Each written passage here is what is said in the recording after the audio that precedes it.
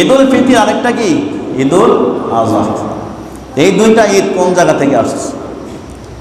নবীজি যখন হিজরত করে মদিনায় গেলেন, মদিনায় যাওয়ার পরে দেখে সেখানকার মানুষেরা বছরে 2টা দিন উৎসব পালন করে, 2টা দিন আনন্দ পালন করে, এবং ওই 2টা দিনে ওই সমস্ত কার্যকলাপই হয় যে সমস্ত কার্যকলাপ বর্তমান যুগের বিভিন্ন মেলায় হয়ে থাকে।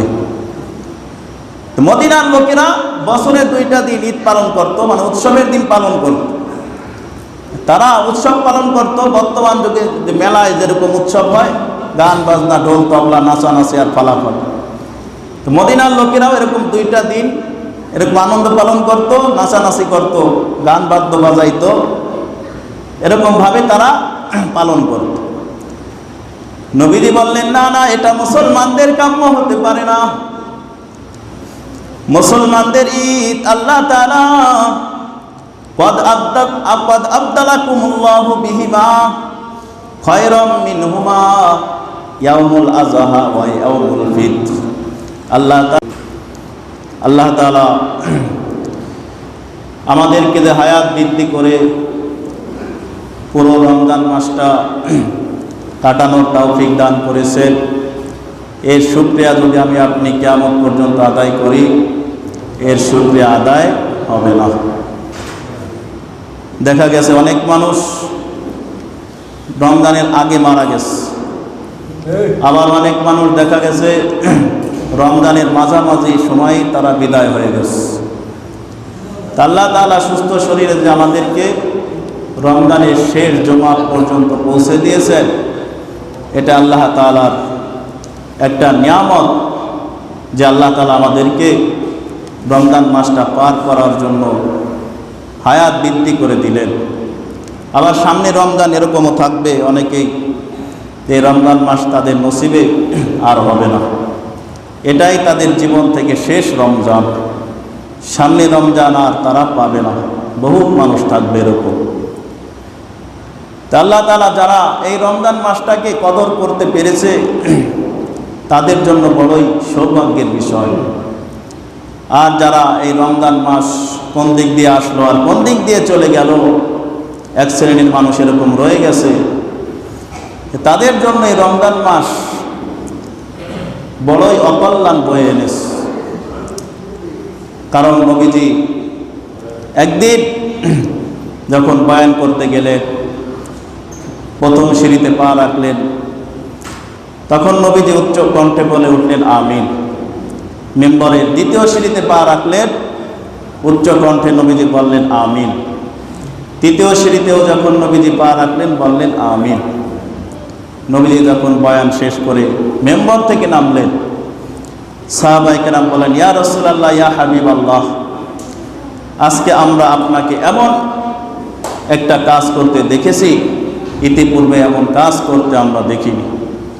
যে আপনি প্রথম সিঁড়িতে পা রেখে বললেন আমিন, দ্বিতীয় সিঁড়িতে পা রেখে বললেন আমিন, তৃতীয় সিঁড়িতেও পা রেখে বললেন আমিন, কারণটা কি ইয়া রাসূলুল্লাহ?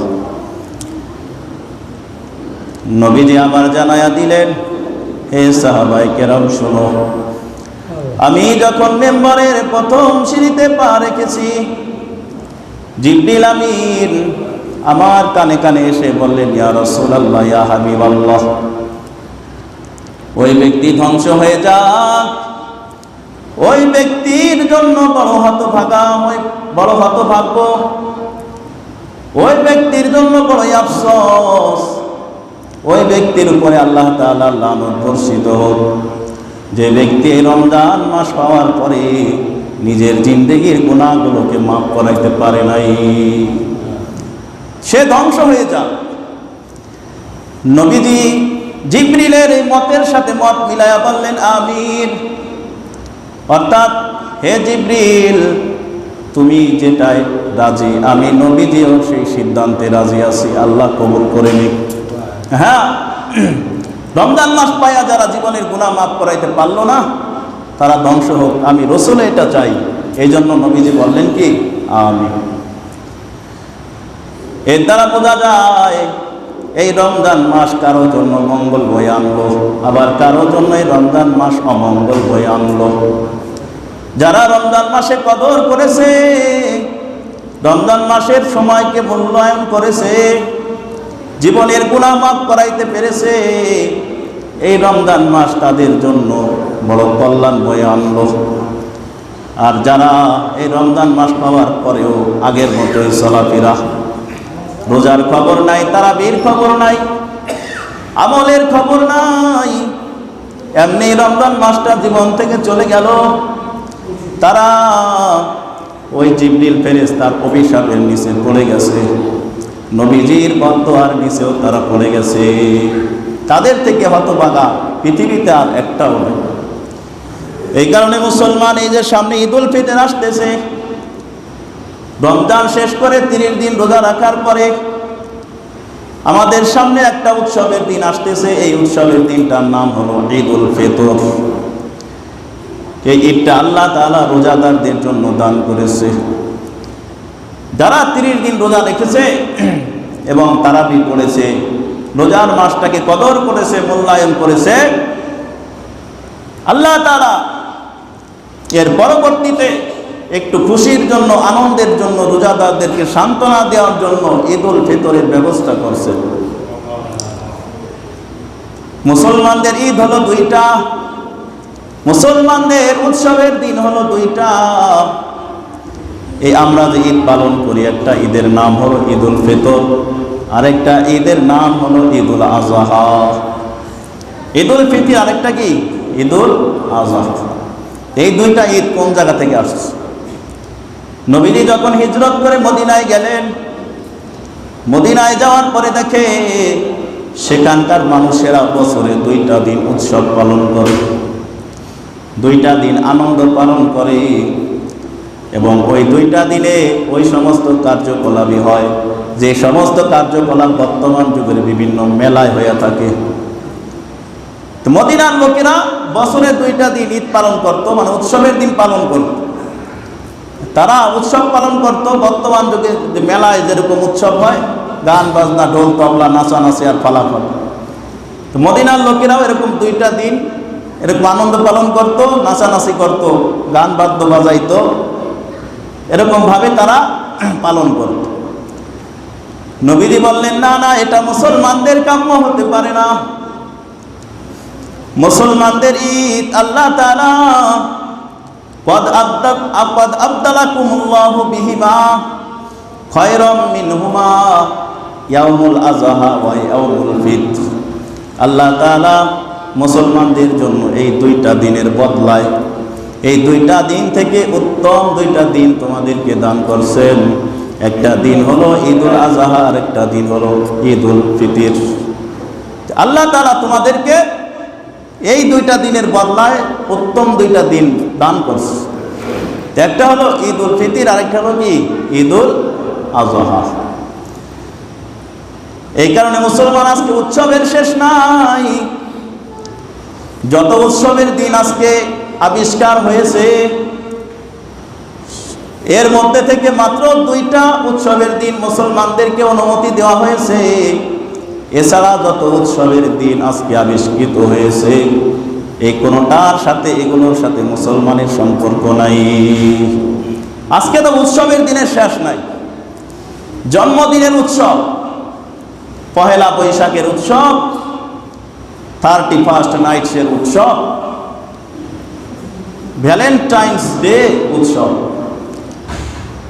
এরকম আরো হাজারো রকমের উৎসবের দিন আজকে আবিষ্কৃত হয়েছে। আজকেও খোঁজ করে দেখেন, আজকে কোনো না কোনো একটা উৎসবের দিন আজকেও আছে। সপ্তাহের প্রত্যেকটা দিন আজকে বিজাতিরা এক একটা উৎসবের দিন বানায় আনিস। এই ডে, সেই ডে, আজকে এই ডে, কালকে সেই ডে, বিভিন্ন রকম ডে আজকে পুরা পৃথিবী ডের কারণে ভরে গেছে। একটা দিনও খালি নাই ডে ছাড়া, উৎসবের দিন ছাড়া। কিন্তু আল্লাহর নবী বললেন, ইন্না লিকুল্লি কওমিন ঈদা ওয়া হাযা ঈদুনা। আল্লাহ নবী বললেন, পৃথিবীর প্রত্যেকটা জাতির জন্য উৎসবের দিন আছে, ওয়া হাযা ঈদুনা, আর আমাদের ঈদ হলো ঈদুল ফিতর আর ঈদুল আযহা। এর দ্বারা বোঝা যায় মুসলমানদের ঈদ হলো মাত্র দুইটা, উৎসবের দিন হলো দুইটা, ঈদ উল ফিতর, আরেকটা কি ঈদ উল আযহা। তো এইটা দুই দিনেই মানুষ মুসলমানরা বৈধভাবে উৎসব পালন করবে, এছাড়া অন্য কোনো উৎসব পালন করার অনুমতি মুসলমানদেরকে দেওয়া হয় না। আজকে তো দেখা যায় মুসলমানরা এরকম উৎসবের দিনে আজকে জড়াইয়া গেছে যেগুলো হলো বেজাতিদের উৎসব, বেজাতিরা এগুলোকে আবিষ্কার করেছে। আজকে জন্মদিন পালন করা হয় মুসলমানদের সন্তানদের, আজকে ঘরে ঘরে জন্মদিনের এক একটা ব্যাপকতা ছড়িয়ে পড়ছে, জন্মদিন করতেই হবে। জন্মদিন কোন জায়গা থেকে আসছে? এগুলো ওই পশ্চিমারা, ওই খোদাদ্রোহী দুশ্মনেরাই এগুলো আবিষ্কার করেছে। এগুলো মুসলমানদের কোন উৎসবের দিন হতে পারে না। পয়লা বৈশাখ, বৈশাখ মাসের প্রথম দিন পালন করে।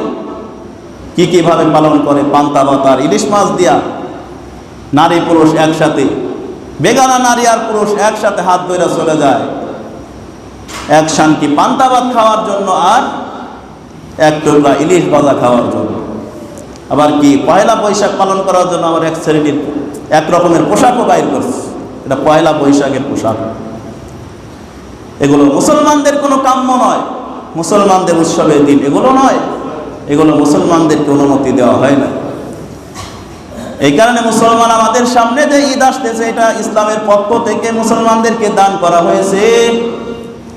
সুতরাং যে ঈদের অনুমতি আল্লাহ দিয়েছেন, এই ঈদের ভিতরে কোনো আল্লাহ বেজার হয়, আল্লাহ অসন্তুষ্ট হয়, নবীজি অসন্তুষ্ট হয়, এমন কোনো কাজের মাধ্যমে ঈদ পালন করার অনুমতি মুসলমানদের নাই।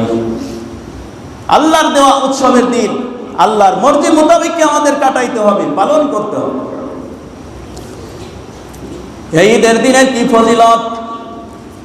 এই ঈদের দিন আল্লাহ তাআলা যারা দীর্ঘ একটি মাস রোজা রাখছে তাদেরকে পুরস্কৃত করবেন ঈদের দিন। রোজাদারেরা এই দিন যেহেতু আল্লাহর পক্ষ থেকে পুরস্কার পাবে, আল্লাহর পক্ষ থেকে মর্যাদা পাবে, এই কারণে এই দিনটা রোজাদারদের জন্য উৎসবের দিন, খুশির দিন। তো ঈদের দিন রোজাদারদেরকে পুরস্কৃত করা হবে। ঈদের দিনটা হলো রোজাদারদের জন্য পুরস্কার বিতরণী অনুষ্ঠান, যেটা ঈদ রোজার শেষে রোজাদারদেরকে দান করা হয়। আজকে দেখবেন দুনিয়ার ভিতরে বিভিন্ন সময় স্কুল কলেজে প্রতিযোগিতা অনুষ্ঠান হয়। প্রতিযোগিতা যারা বিজয়ী হয়, প্রতিযোগিতা অনুষ্ঠানে পুরস্কারটা কি সাথে সাথেই দেওয়া হয় নাকি